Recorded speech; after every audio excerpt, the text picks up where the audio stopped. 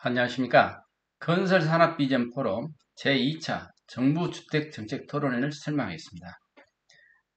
제목은 정부주택정책 이렇게 가야 한다인데 2021년 2월 16일 이 토론을 실시하였습니다. 여기 좀 기니까 빠르게 설명하겠습니다. 거기 참석하신 분들 보면요. 자장으로는 재해성 아주대학교 명예교수, 그리고 패널러는 주기현 한국주택학회 회장, 그리고 김선덕 연세대학교 미래캠퍼스 개공교수, 진미은 LH 토지주택연구원 연구위원, 박청규 국토연구위원이 참석을 하였습니다. 목차에 보면은 집값은 왜 계속 오르는 것일까? 두 번째는 주택 수요 관리에서 공급 정책 전환의 의미와 과제, 그리고 2사 부동산 대책 토론 자료, 그리고 중장기 주택시장 안정을 위한 과제라는 제목으로 토론을 하였습니다. 그 내용을 깊이 보면은 첫째, 집값은 왜 계속 오르는 것일까? 진미은 LH 토지주택연구원 연구위원이 발표했는데 첫째, 집값 수준을 평가를 했습니다. 지난 12년간 서울 아파트값은 2배가 되었다라고 평가를 했습니다. 그래서 전체적으로 보게 되면은 전국적으로 호당 평균 매매가가 2억 4천만 원에서 4억 1천만 원으로, 그 다음에 서울 아파트 호당 평균 매매가는 5억 2천만 원, 10억 수준으로 이렇게 평가를 하였습니다. 그래서 이 평균 매매가 기준 가격 상승률을 보면은 전국적으로 봤을 때 주택 종합으로 보면은 72.6%, 아파트는 85.3%, 서울은 74.9%, 아파트는 104.4%로 이 자료는 월간 KB 주택가격 동향 자료입니다. 옆에 오른쪽에는 이걸 막대 그래프로 이렇게 그려놓은 내용입니다. 두 번째, OECD 2020년 이 통계를 봤는데 전 세계적으로 지난 30년간 집값이 상당히 증가했다는 그런 OECD 평가입니다. 그래서 그 내용을 보면은 펀더멘탈 요인으로 인구 및 가구가 증가하였고 도시화, 소득 증가 등이 있고, 공급 제약으로는 엄격한 도시계 규제, 그 다음에 금융 접근성 확대 및 풍부한 유동자금, 그 다음에 인식 변화는 실거주와 같은 사용 가치보다는 유동화가 가능한 투자재로 집을 인식을 한다는 겁니다.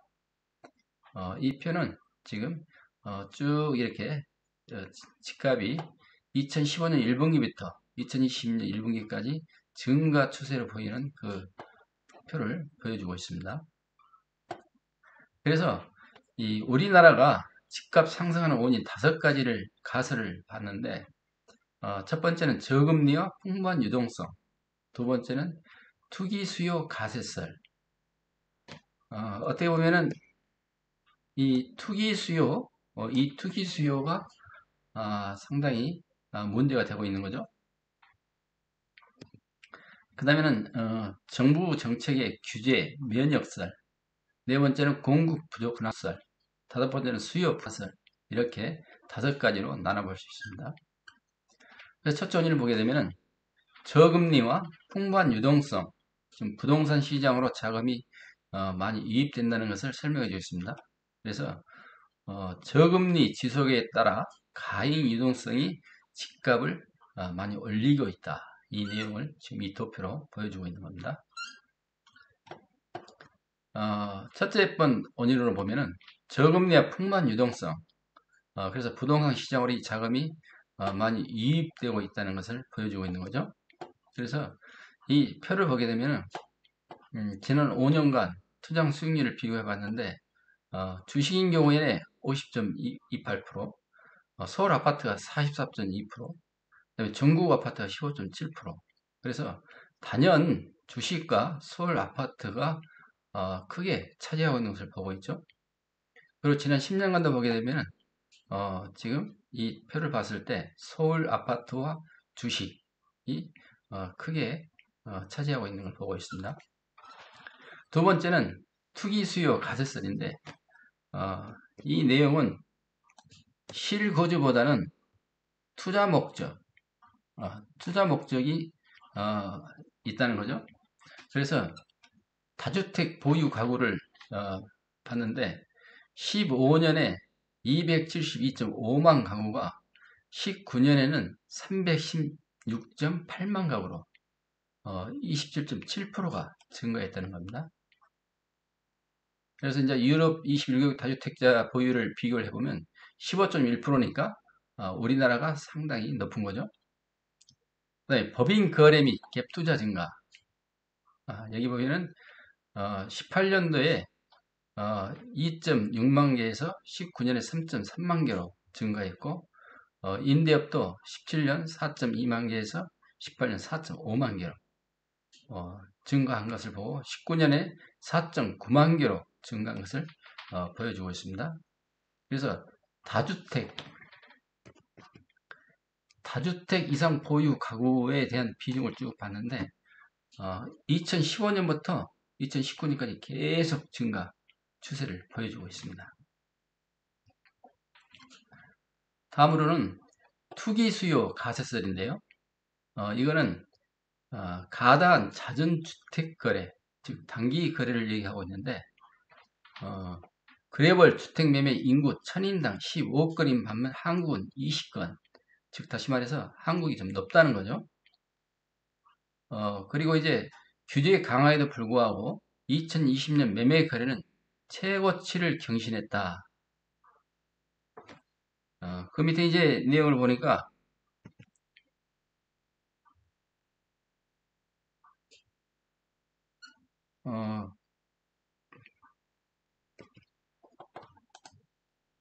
규제로 거래 절벽이라는 여론이 무색하다. 즉 규제가 통하지 않는다는 거죠. 그리고 계약갱신 청구권, 전월세 상한제 우려에도 불구하고 전월세 거래 건수가 최고치를 달하고 있다. 다시 말해서 규제 강화에도 불구하고 매매 거래가 최고치를 갱신하고 있다는 겁니다. 이 표를 보셔도 이렇게 알 수가 있죠. 세 번째는 규제 면역설입니다. 수혜 억제 등 규제 강화에도 왜 집값은 계속 오르는가? 밑에 내용을 보시면요. 지난 2년 반 동안 규제 강화에도 불구하고 집값은 고공행진. 그래서 구조적인 상황이 속에서 투자 수요 이축에는 한계가 있다. 오히려 실수요자가 피해를 본다. 이런 내용입니다. 그래서 이 규제 면역설이라는 것은 계속적으로 정부가 대출 규제, 금융 규제 이렇게 하더라도 집값 통제가 안 된다는 거죠. 그래서 집값 통제가 상실되었고 오히려 보복 투자로 이어지는 양상이다.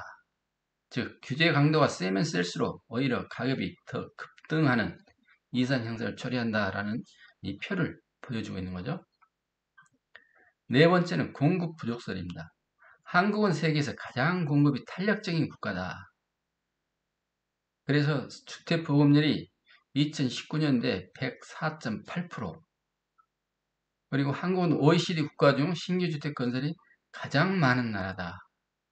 그래서 주택 공급이 가장 탄력적인 그런 나라라는 것을 보여주고 있죠. 그래서 한국은 10일 내지 12호 수준으로 으뜸이고 가장 왕성한 공급 주도적 정책을 일관되게 추진하였다라는 내용으로 보고 있습니다. 그 다음에 이제 공급 부족설인데 한국은 세계에서 가장 공급이 탄력적인 국가다. 그래서 기존 주택 재고수 대비 신규 주택 건설 호수가 OECD 행업 평균 1%라는 겁니다. 1%. 근데 한국은 2019년 주택 재고수가 신규 건설이 2.3%니까 OECD보다 훨씬 높죠. 네 번째는 공급 부족설입니다. 새 아파트 선호가 뚜렷하나 공급에는 한계가 있다. 전국적으로 이 신규 공급이 활발하나 서울은 2년간 인허가가 줄고 착공도 줄고 분양도 감소. 특히 아파트 분양 물량은 18년 2.2만 호, 19년 3만 호 수준. 그래서 이 새 아파트 이 선호가 뚜렷하나 이 공급이 이 한계가 있다는 거죠. 한계가. 이 편은 지금 2010년부터 쭉 2011년 쪽에서 지금 평균 10년 단위 이 주택 공급 추이와 착공 분양 준공을 지금 보여주고 있습니다. 네 번째 공급 부족설입니다. 새 아파트 이건 방금 한 내용이네요. 그 다음에 수요 분화설. 가구 분화의 가속화로 수급 불균형이 심화됐다. 지금 빠른 속도로 가구가 분화로 인해서 수요가 증가하고 수급이 불균형이 심화되고 있다는 겁니다. 그래서 통계청에서 분석하는 5년간 일반 가구 내용을 보면은 123.3만 가구가 증가를 했고 이 중 1인 가구가 94.4만 가구가 증가했다는 겁니다. 그래서 이 비중은 서울 일반 가구가 11.9만이 증가했고 1인 가구는 18.4만 가구가 증가했다는 것은 지금 표에서 보여주고 있는 거죠. 다섯 번째는 수요 분화설. 가구 분화의 가속화로 수급 불균형이 심화되었다. 즉 1인 가구가 증가했다는 겁니다. 그래서 자가 수요보다는 임차 수요자가 많다는 거죠. 그래서 독립 수요 주체라기보다는 잠재적인 유동 수요, 언제든지 분가할 수 있고 또 합칠 수 있는 그러한 1인 가구가 증가했다는 겁니다. 1인 가구가.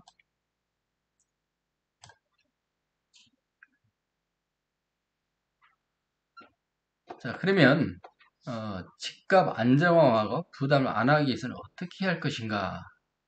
자, 이게 이제 해결 방법인데 한번 보시죠. 집, 문제인가 해법인가? 자, 애 문제인가? 첫 번째 보니까 내 집이 없다. 이거는 무주택자인 경우에 얘기합니다. 살만한 집이 없다. 괜찮은 집, 살고 싶은 집이 없다는 거죠. 살 수가 없다. 너무 비싸다는 거죠. 자, 그러면 방법이 있는가? 그래서 이 방법에 내 집 같은 남의 집 공급이랬는데 이거는 주거 안정성을 지금 얘기를 하고 있는 겁니다. 그 다음에 새로 짓고 오래된 집을 재개발, 재건축하여 공급했는데 이거는 품질이 좋은 집을 얘기하고 있죠. 덜 빌리고 오랫동안 갚아 나가는 집 공급, 이거는 비용이 잘 맞아야 된다는 거죠. 그래서 OECD 집값 전망을 보면은 코로나19 위기 상황에서도 초저금리 풍부한 유동성으로 해서 집값 상승 추이를 반전시키지 못하고 있다고 보고 있습니다. 오히려 집값 상승이 강화되고 있는 양상이다 라고 보고 있고, 그 다음에 기초체력이 약한 일부 국가를 제외하고는 반등이나 재급등 양상하는 상황이라는 것을 보여주고 있죠. 경제 불황 속 집값만 상승하고 있다. 그리고 사회가 양극화가 심화되고 소득이 불평등되고 있다는 것을 설명해 주고 있죠. 한마디로 집을 못 갖고 있는 사람은 더욱 가난해지고 집을 갖고 있는 사람은 더욱 부자가 되는 이런 현상을 얘기를 하고 있습니다. OECD 공감 및 각국의 최근 대응에서 첫 번째는 조세부담 구조 전환 제목인데 근로소득세는 낮추고 보유세는 높이기. 다주택자들에게 세금을 좀 많이 높이자는 거죠. 그래서 주택 소유는 개인과 가족의 안녕을 떠나 이제 부의 축적선으로 전락이 되었기 때문에 이 소득과 자산 불평등의 원인이 된다는 것을 얘기해 주고 있습니다. 그래서 분배적 관점에서 자가 소유를 한번 돌아봤을 때 조세 제도를 개혁해서 형평성과 포용성을 제고할 필요가 있다라고 분석을 했는데 이 부분은 정부에서 정책을 계속 시행을 하고 있는데 잘 안 맞고 있죠. 그 다음에 OECD 공감 및 각국의 최근 대응을 보면은 복합화 건물을 복합 용도로 만들기 했는데 도시계획이나 토지 이용 규제를 안하해서 주택이나 비주택으로 복합식으로 건물을 만들자는 겁니다.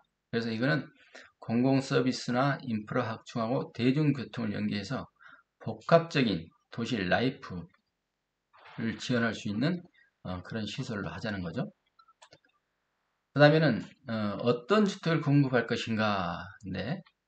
분양을 할 것인가, 임대를 할 것인가, 반임대, 반소유로 할 것인가, 이런 다양성을 지금 얘기를 하고 있는데, 근데 현재까지는 다양하지 못한 획일적인 공급을 하고 있다는 거죠. 그래서 그렇습니다. 그래서 이제 미국이나 호주 경우를 보게 되면은, 주 정부 및 시정부가 주도적으로 추진을 해서, 지금 보게 되면은, 이 뉴욕시 같은 경우에도 시장이 계속 연임되면서 자율적인 것을 강행 규정으로 전환을 했다. 그래서 지금 미국과 호주의 제도를 지금 설명을 하고 있습니다.